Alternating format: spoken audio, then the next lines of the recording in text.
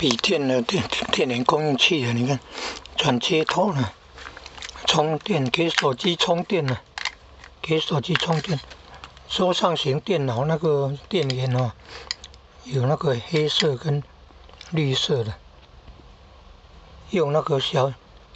的，我看粗的，比较粗的电线铜线的哦，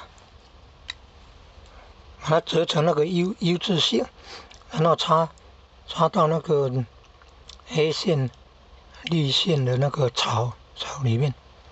这样可以通电呢，可以启动呢，风扇就会转哦。桌上型电脑的电源供应器有风扇的哦，黑色跟绿色线，把它短路，就是用那个粗的电线那个折成 U 字形，插到了很多孔槽，找黑色跟绿色插进去嘛，让它通电，电扇就会转了。